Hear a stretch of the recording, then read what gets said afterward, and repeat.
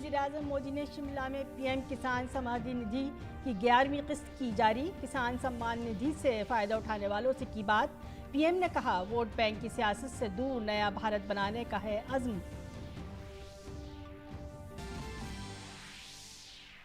PM Modi के हिमाचल के दौरे पर शिमला में गर्मजोशी से इस्तकबाल। रोड शो में उमड़ी आवाम की भीड़। पीएम ने कहा, खिदमत, अच्छी हुक्मरानी और गरीबों की फलाह बहबूद है हुकूमत की अव्वलीन तरजीह। हवाला लेन देन के इल्ज़ाम में गिरफ्तार दिल्ली के वजीर सतिंदर जैन की आज अदालत में हुई पेशी। 9 जून तक भेजा गया ईडी की हिरासत में। बीजेपी ने जैन समेत पूरी आम आदमी पार्टी पर उठाए सवाल। हार्दिक पटेल ने कांग्रेस छोड़ने के बाद अब खत्म की तमाम क़यास आराइयां। 2 जून को बीजेपी में होंगे शामिल।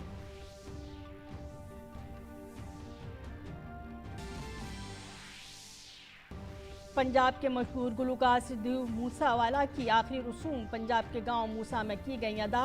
मदाहों ने नम आंखों के साथ उन्हें कहा अलविदा। कुलगाम में दहशतगर्दों की बुज़दिलाना कार्रवाई। एक टीचर को मार दी गोली। दूसरी तरफ अवंतीपुरा में सिक्योरिटी फोर्सेस ने 2 दहशतगर्दों को किया हलाक। आदाब 5:30 के खबरनामे में आपका खैर मकदम है। मैं हूं सबिया खान। खबरें तफसील से। दर हकीकत आज वज़ीर-ए-आज़म नरेंद्र मोदी ने शिमला में प्रधानमंत्री किसान सम्मान निधि स्कीम के तहत माली फ़वाइद की 11वीं किस्त जारी की। ये रकम 10 करोड़ से ज़्यादा किसान कुनबों खातों में बराह रास्त पहुंची है, जो 21,000 करोड़ रुपए है। शिमला में मुनक़िद प्रोग्राम गरीब कल्याण सम्मेलन के दौरान पीएम किसान सम्मान निधि की ये रकम किसानों की खाते में मुंतकिल की गई है। इस मौके पर जलसे आम में वज़ीर-ए-आज़म ने कहा कि चूँकि स्कीमों का पैसा बराह रास्त मुस्तफ़ीदीन के खातों में पहुँच रहा है, बदउनवानी पर लगाम लगा दी गई है। पीएम ने यहाँ जदीद टेक्नोलॉजी का जिक्र किया और कहा कि टेक्नोलॉजी के इस्तेमाल से मुल्क की तस्वीर बदल रही है। 2014 से पहले बात क्या होती थी? बात होती थी लूट और खसोट की बात होती थी, बात होती थी भ्रष्टाचार की, बात होती थी घोटालों की, बात होती थी भाई भतीजेवाद की, बात होती थी अफसरशाही की, बात होती थी अटकी लटकी फटकी योजनाओं की। लेकिन वक्त बदल चुका। आज चर्चा होती है सरकारी योजनाओं से मिलने वाले लाभ की। 2014 से पहले की सरकार ने भ्रष्टाचार को सिस्टम का जरूरी हिस्सा मान लिया था। तब की सरकार भ्रष्टाचार से लड़ने की बजाय उसके आगे घुटने टेक चुकी थी। तब देश देख रहा था कि योजनाओं का पैसा जरूरतमंद तक पहुंचने के पहले ही लूट जाता है। पीएम किसान सम्मान निधि की रकम मुल्क के करोड़ों किसानों के खातों में मुंतकिल कर दी गई है। वज़ीर-ए-आज़म ने कहा कि वो हर भारतीय शहरी के तहफ़्फ़ुज़, खुशहाली और अमन व अमान के लिए अहद बस्ता हैं और मुस्तक़बिल के लिए भी पुरअज़्म हैं। मेरा संकल्प था, आज है, आगे भी रहेगा। जिस संकल्प के लिए जीऊंगा, जिस संकल्प के लिए जूझता रहूंगा, जिस संकल्प के लिए आप सबके साथ चलता रहूंगा। और इसलिए मेरा ये संकल्प है, भारतवासी के सम्मान के लिए, हर भारतवासी की सुरक्षा, उस हर भारतवासी की समृद्धि कैसे बढ़े, भारतवासी की सुख शांति की जिंदगी कैसे मिले, उसी एक भाव से गरीब, दलित हो, पीड़ित हो, शोषित हो, वंचित हो, दूर सुदूर जंगलों में रहने वाले लोग हो, पहाड़ी की चोटियों पर रहने वाले, छूटपुट रहने वाले एक आध दो परिवार हो, हर किसी का कल्याण करने के लिए जितना ज्यादा काम कर सकता हूं उसको करता रहूं। इसी भाव को लेकर के मैं आज फिर से एक बार इस देवभूमि से अपने आप को संकल्पित करता हूं। गरीब कल्याण सम्मेलन में शिरकत के लिए हिमाचल प्रदेश के शिमला पहुंचे वज़ीर-ए-आज़म नरेंद्र मोदी ने रोड शो में हिस्सा लिया। इस दौरान लोगों ने वज़ीर-ए-आज़म की गाड़ी पर फूल बरसाए। पीएम मोदी ने लोगों को मुबारकबाद पर खुशी का इजहार किया। वज़ीर-ए-आज़म मोदी की क़यादत में मरकजी हुकूमत के 8 साल मुकम्मल होने के मौके पर मुनक़िदा प्रोग्राम में शिरकत के लिए शिमला में वज़ीर-ए-आज़म को देखकर लोग बेइंतहा खुश हुए। कई मकामात पर उनके एजाज़ में नारे भी लगाए गए। आप देख सकते हैं लोगों में कितना उत्साह है। सड़क के दोनों ओर वहाँ पर लोग मौजूद हैं और इसके बाद रिज मैदान में प्रधानमंत्री लोगों को संबोधित। वज़ीर आज़म ने प्रोग्राम की जगह तक का फासला पैदल तय किया। इस दौरान रियासत के वज़ीर आला जयराम ठाकुर भी मौजूद थे। लोग पीएम मोदी को अपने दरमियान देखकर बेहद खुश हुए। पीएम मोदी ने हाथ हिलाते हुए लोगों से शुक्रिया का इजहार किया।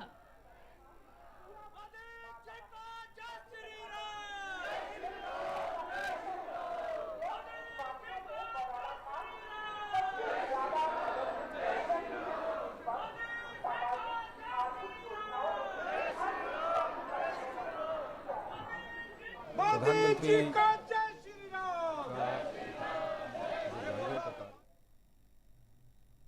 दिल्ली हुकूमत में वजीर सतिंदर जैन को आज दिल्ली की खुसूसी अदालत में पेश किया गया।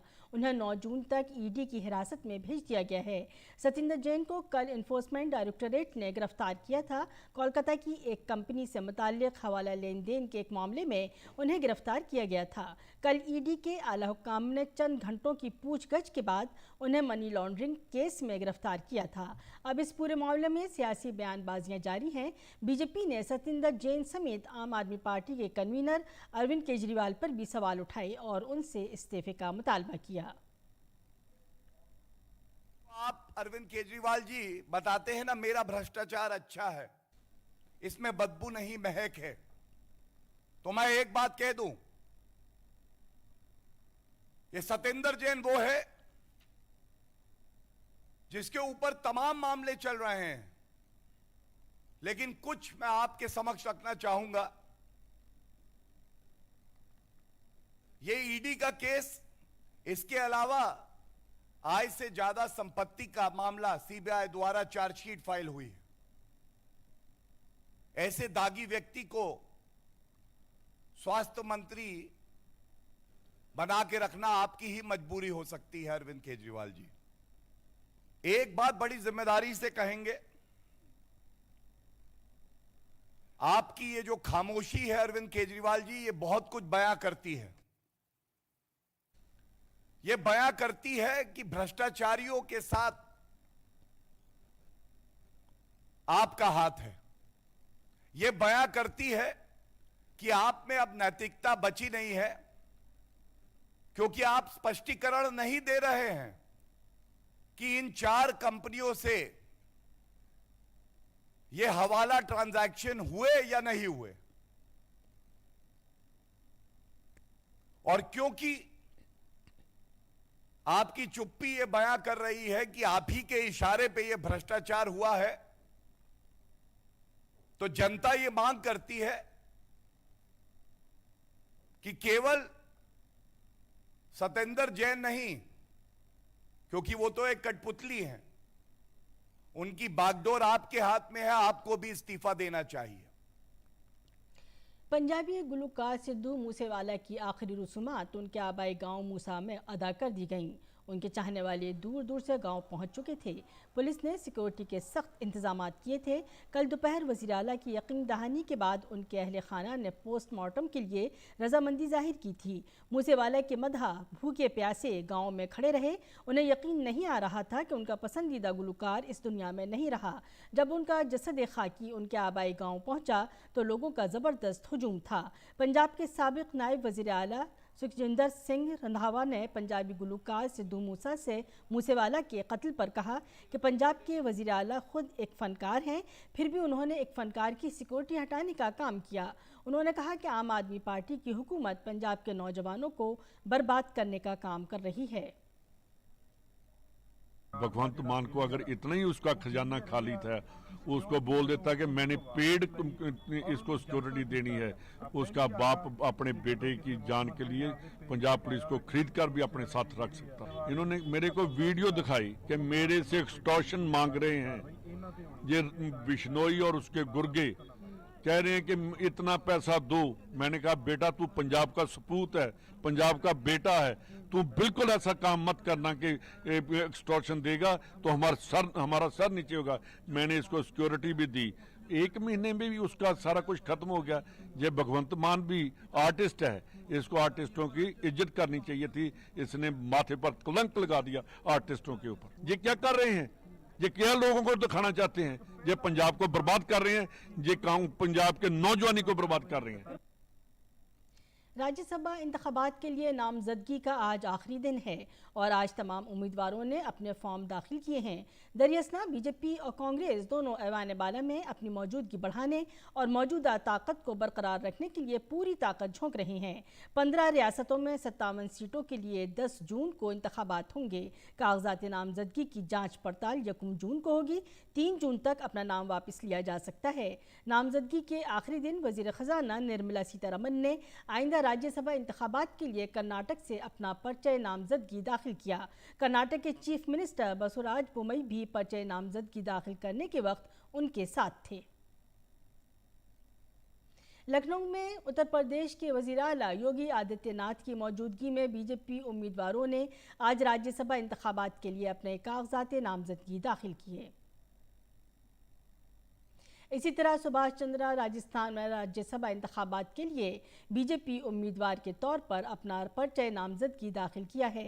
इस दौरान राजस्थान बीजेपी के सदर सतीश पूनिया ने सुभाष चंद्र से मुलाकात की है। ख्याल है कि सुभाष चंद्र को आज़ाद उम्मीदवार के तौर पर मैदान में उतारकर कांग्रेस को और कमज़ोर करने की कोशिश की जाएगी।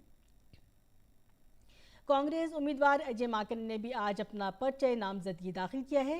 कांग्रेस ने अजय माकन को हरियाणा से ऐवान बाला में भेजने का फैसला किया है। बीजेपी ने राज्यसभा के लिए देर रात एक और फहरिस्त जारी की। इस फहरिस्त में 2 नाम मिथिलेश कुमार और डॉक्टर के लक्ष्मण को उत्तर प्रदेश से वाल्मीकि और कर्नाटक से लहर सिंह सिरुया को उम्मीदवार बनाया गया है। जब से कांग्रेस ने राज्यसभा उम्मीदवारों के नामों का ऐलान किया है, तब से एक बार फिर सीनियर लीडरों के दरमियान अदम इत्मीनान है और ये तनाज़ुर फिर खुलकर सामने आया है। उम्मीदवारों की फहरिस्त में कई बड़े लीडरों के नाम गायब हैं। राजस्थान की बात करें तो राजस्थान से रणदीप सिंह सुरजेवाला, मुकुल वासंग और प्रमोद तिवारी को उम्मीदवार बनाया गया है, जबकि ये तीनों उम्मीदवार वहां का ताल्लुक राजस्थान से नहीं है, जिसके बाद सवालात उठने लगे हैं कि राजस्थान से कोई उम्मीदवार नामजद नहीं किया गया है। जबकि चिदम्बरम को तमिलनाडु से, जयराम रमेश को कर्नाटक से, अजय माकन को हरियाणा से नामजद किया गया है। इसी तरह छत्तीसगढ़ और महाराष्ट्र में बागियों के तेवर साफ दिखाई दे रहे हैं। राजीव शुक्ला और रंजीत रंजन को छत्तीसगढ़ और इमरान प्रतापगढ़ी को महाराष्ट्र से उम्मीदवार बनाया गया है। अगले 2 महीनों में राज्यसभा में 55 सीटें खाली हो रही हैं। अपनी पार्टी पर तनकीद करने वाले कांग्रेस के रुकन पार्लियामेंट मनीष तिवारी ने भी कहा कि ऐवान बाला एक पार्किंग का मकाम बन चुका है। ओडिशा, केरल और उत्तराखंड के 3 असेंबली हलकों में आज ज़िमनी इंतखाबात के लिए वोटिंग जारी है। ओडिशा में बजरंग नगर, केरल की त्रिकारा सीट और उत्तराखंड में चंपावत असेंबली सीट के लिए आज वोटिंग जारी है। वोटों की गिनती 3 जून को होगी। उत्तराखंड के वज़ीर आला पुष्कर सिंह धामी चंपावत असेंबली सीट से इंतखाबी मैदान में हैं। कांग्रेस की उम्मीदवार निर्मला गहतोरी उनके खिलाफ इलेक्शन लड़ रही हैं। दोनों रहनुमाओं के दरमियान अहम मुकाबला है। गुजरात कांग्रेस के साबिक रहनुमा हार्दिक पटेल ने बीजेपी में शमूलियत से मुतालिक बड़ा बयान दिया है। खबर रसाई इदारे ANI से बातचीत में हार्दिक पटेल ने बताया कि वो 2 जून को बीजेपी में बाकायदा शामिल होंगे। पटेल ने 18 मई को कांग्रेस पार्टी से इस्तीफा दे दिया था। रियासत में असेंबली इंतखाबात से ऐन कबल उनका ये कदम कांग्रेस के लिए बड़ा धचका माना जा रहा है। पटेल ने 2019 में कांग्रेस में शमूलियत इख्तियार की थी। उन्हें 11 जुलाई 2020 को गुजरात प्रदेश कांग्रेस कमेटी का उबूरी सदर मुकर्रर किया गया था। ताहम 2022 तक वो पार्टी से मायूस हो गए और इस्तीफा दे दिया। हार्दिक पटेल ने कांग्रेस से इस्तीफा देते हुए पार्टी हाईकमान पर तनकीद की थी। उन्होंने सोनिया गांधी को खत लिखकर अपना इस्तीफा पेश किया था। इस मकतूब में उन्होंने पार्टी के बारे में बहुत सी बातें कही थीं। जम्मू कश्मीर के कुलगाम में दहशतगर्दी का एक हैरतनाक वाक़या पेश आया है। कुलगाम के गोपालपुरा इलाके में वाक़े एक हाई स्कूल की खातून टीचर को दहशतगर्दों ने गोली मारकर हलाक कर दिया। बताया गया है कि दहशतगर्दों ने स्कूल टीचर पर अंधाधुंध फायरिंग की। दहशतगर्दी के इस वाक़े में खातून शदीद जख्मी हुई, जिसके बाद उन्हें अस्पताल में दाखिल कराया गया, जहां इलाज के दौरान उनकी मौत हो गई। दहशतगर्दों की इस बुज़दिलाना कार्रवाई पर कश्मीर जोन की पुलिस ने कहा है कि इस जुर्म में मुलव्वस दहशतगर्दों की जल्द शनाख्त करके उन्हें मार गिराया जाएगा।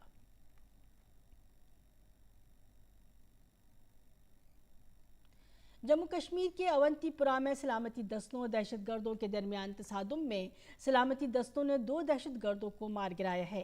दहशतगर्दों के कब्जे से 021 के 47 राइफल समेत इश्तियाल अंगेज मवाद बरामद हुआ है। कश्मीर जोन पुलिस का कहना है कि ऑपरेशन जारी है। दहशतगर्दों की शनाख्त तराल के शाहिद राथर और शूपियां के उमर यूसुफ के तौर पर हुई है।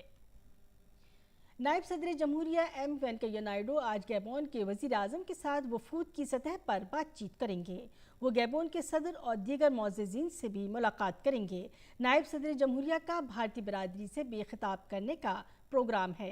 इससे कबल नायब सदर जमहूरिया एम वेंकैया नायडू का गैबोन के वजीर आजम रोज क्रिस्टियन ओसो कारापोंडा और वजीर खारजा माइकल मूसा अदामोस ने इस्तकबाल किया। अहम बात यह है कि सदर जमहूरिया का गैबोन और सेनेगाल का दौरा अफ्रीका के साथ भारत के ताल्लुकात को मजबूत करेगा और अफ्रीकी बर-ए-आज़म के साथ उसकी वाबस्तगी पर भी जोर देगा।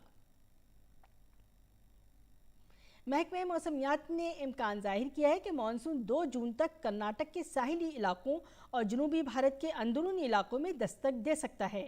पेशगोई के मुताबिक मानसून जनूबी कर्नाटक के कन्नड़, उडुपी, चकमगलूरू, हासन, शिवमोगा, गोडागो, रामानगरा और बेंगलुरु पर सबसे पहले दस्तक देगा। महकमा मौसमियात ने इन इलाकों में तेज़ बारिश की पेशगोई की है। कर्नाटक के कई हिस्सों में मानसून से पहले हुई बारिशों ने ज़िंदगी को दरहम बरहम कर दिया है। इससे कबल 29 मई को मानसून अपनी मुकर्ररा तारीख से 3 दिन पहले केरल पहुंच चुका है। नेपाल में इतवार को गिरकर तबाह होने वाले तैयारे के मलबे से तमाम 22 मुसाफिरों की लाशें निकाल ली गई हैं। तैयारे का ब्लैक बॉक्स भी जाए हादसे से बरामद करके बेस स्टेशन लाया गया है।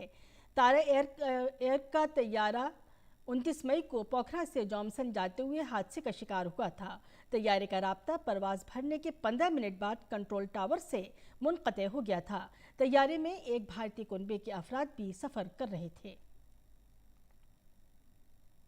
कनाडा के वज़ीर आज़म जस्टिन ट्रूडो ने मुल्क में हैंडगन की मिल्कियत पर पाबंदी की तजवीज़ पेश की है। ये तजवीज़ बंदूकों की दरामदात और फ़रोख्त पर मौसर तरीके से पाबंदी लगाएगी। मीडिया से बात करते हुए ट्रूडो ने कहा कि हमने हैंडगन की मिल्कियत पर पाबंदी के निफाज के लिए बिल पेश किया है। अब कनाडा में कहीं भी हैंडगन की खरीदो फरोख्त पर पाबंदी होगी। अहम बात यह है कि अमेरिका में बड़े पैमाने पर फायरिंग के बाद कनाडा ने हैंडगन रखने से मुताल्लिक एक नए बिल का ऐलान किया है। यूरोपीय यूनियन के रहनुमाओं ने इस साल के आखिर तक रूस से तेल की 90% दरामदात पर पाबंदी लगाने पर उसूली तौर पर इत्तफाक किया है। सिफारतकारों ने कहा कि इस मुआहदे रूस पर यूरोपीय यूनियन की पाबंदियों के छठे पैकेज के दीगर अनासिर के लिए भी रास्ता साफ हो जाएगा। रूस के खिलाफ पाबंदियों का छठा पैकेज 4 मई को तजवीज़ किया गया था। इनमें तमाम रूसी तेल, समंदरी और पाइपलाइन, खाम और रिफाइंड तेल की दरामदात पर मुकम्मल पाबंदियां शामिल हैं। एक ही वक्त में यूरोपीय यूनियन की तरफ से दरामद करदा रूसी तेल का 2/3 हिस्सा टैंकरों के जरिए आता है और 1/3 रोज पाइपलाइन के जरिए आता है, जबकि पोलैंड और जर्मनी अब भी पाइपलाइन के जरिए जुड़े हुए हैं।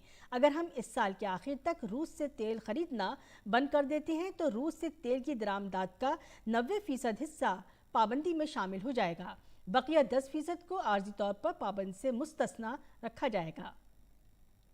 रूस और यूक्रेन के दरमियान जंग जारी है। रूसी फौज ने पीर खार्किव के शुमाली बाहरी इलाके में गोलाबारी की, जिसमें मुताद्दिद लोग जख्मी हुए हैं। ये वाक़या यूक्रेन के सदर व्लादिमीर ज़ेलेंस्की के खार्किव दौरे के एक दिन बाद पेश आया है। ग्रेड और अमरच मिसाइलों के जरिए की गई गोलाबारी ने ज़ुकीविस्की गांव में कई घरों को तबाह कर दिया है। वहीं इस महीने की शुरुआत में खार्किव की हिफाजत में लगे यूक्रेनी फौजियों ने रूसी फौजियों को वापस जाने के लिए मजबूर कर दिया था। पुलिस और समाज के दरमियान हम आहंगी से तरक्की याफ्ता समाज का तस्वुर किया जा सकता है। इसी तर्ज पर मकामी लोगों को योग, साइकिल चलाना, सैर व तफरी, स्केटिंग और सड़कों पर मुख्तलिफ खेलों में शामिल होने के लिए मुंबई में एक अनोखी पहल के तहत हर हफ्ते के आखिर में कुछ घंटों के लिए कुछ सड़कों को गाड़ियों की आमद-रफ्त के लिए बंद रखा जाएगा।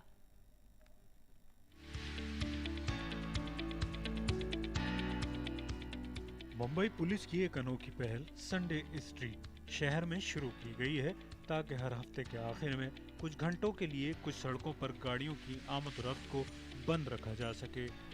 इस पहल का मकसद शहरियों को आराम से सेहत और तफरीही सरगर्मियों का लुत्फ देने के लिए अपने घरों से बाहर निकलने की तहरीक देना है। लोग अपने बच्चों और अपने अहबाब के साथ तफरी के लिए अपने घरों से बाहर निकलते हैं, सड़कों पर योग करते हैं, साइकिल चलाते हैं, स्केटिंग करते हैं और सेहत के लिए फायदेमंद सरगर्मियों का लुत्फ लेते हैं।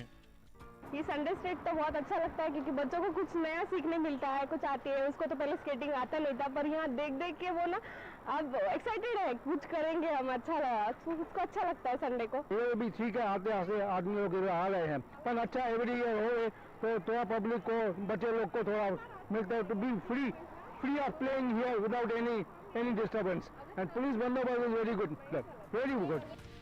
मुंबई के शहरियों के लिए जहनी सुकून का माहौल बनाने और कुछ वक्त के लिए तेज रफ्तार वाले शहर में शहरियों को सड़कों पर वापस लाने के लिए पुलिस कमिश्नर संजय पांडे के जरिए इस तस्वुर को पेश किया गया है। इसके लिए मरीन ड्राइव, बांद्रा कार्टर रोड, गोरेगांव, DN नगर लोखंडवाला, बैंक रोड, मुलुंड तानसा पाइपलाइन, विक्रोली ईस्टर्न एक्सप्रेस हाईवे, चैम्बूर चिमनी गार्डन, कांदिवली में ठाकुर गांव, IC कॉलोनी में दहिसर, ग्रीन गार्डन और पेट पार्क इलाके को सुबह 6 बजे से 10 बजे तक गाड़ियों की आमद-ओ-रफ्त के लिए बंद कर दिया जाता है। मुंबई वालों को कोई परेशानी न हो, इसलिए पुलिस ने इस दौरान मुतबादिल रास्तों पर ट्रैफिक की सहूलत का इंतजाम किया है। बड़ी तादाद में लोग सड़कों पर वर्जिश करते हैं, दौड़ते हैं और दीगर तफरीही सरगर्मियां अंजाम दे रहे हैं और पुलिस की इस मुस्बत पहल के लिए उनका शुक्रिया अदा कर रहे हैं। बहुत ही अच्छा इनिशिएटिव है। शहर में कितने कम मैदान है, प्लेग्राउंड है, तो अगर पूरा शहरी प्लेग्राउंड बन गया तो इससे बेहतर बात क्या हो सकती है। तो शुक्रिया है मुंबई पुलिस का। तो पूना में वहाँ पे काफ़ी बार ऐसे प्रोग्राम्स हुए हैं और आई थिंक कोविड के बाद ये प्रोग्राम वापस आना बहुत ही ज़्यादा ज़रूरी था कि बच्चे 2 साल से कभी बाहर नहीं निकले थे, कोई सोशल स्किल्स ही डेवलप कर पाए, बाहर नहीं खेल पाए। तो ये इनिशिएटिव तो बहुत ही ज़्यादा महत्व रखता है अभी कोविड के बाद, तो खासकर बहुत सीनियर सिटीजन उनको जाके मिले कि हमें सुबह के एंजॉय करें, तो उन लोग के लिए उपक्रम दिया है साहब ने। सुबह हम लोग आते हैं बंदोबस्त उनके लिए 5-6 बजे, हम 6 बजे स्टार्ट होता है प्रोग्राम, 5 बजे हम लोग अलर्ट होते हैं, एक साइड में ट्रैफिक डिवाइड करते हैं, एक साइड में उन लोग को एंजॉय करें। लोग एंजॉय कर रहे हैं, साइकिलिंग, वॉकिंग, फिटनेस के लिए जब एक्सरसाइज के वो सब चल रहे हैं। बस इसके लिए कई पब्लिक और प्राइवेट शोबे की कंपनियों और माहिरीन ने अपना ताउन दिया है। इस तरह के प्रोग्राम मुकामी लोगों और पुलिस के दरमियान के फासले को कम करके उनमें अपनेपन का जज्बा पैदा करने का काम करेंगे, तो वहीं दूसरी तरफ अवामी मकामात को मजीद महफूज और सहूलतों से आरास्ता करने के लिए ताकतवर हथियार के तौर पर भी काम कर सकते हैं।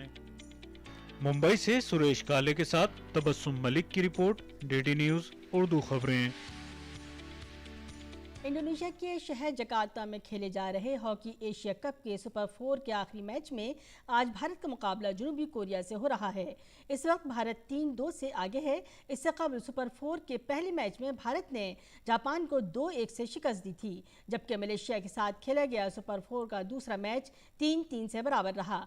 आज खेले जाने वाले सुपर 4 मरहले के आखिरी मैच में जनूबी कोरिया को शिकस्त देने के बाद भारतीय टीम एशिया कप मर्दों के हॉकी टूर्नामेंट के फाइनल में जगह बनाने की कोशिश करेगी।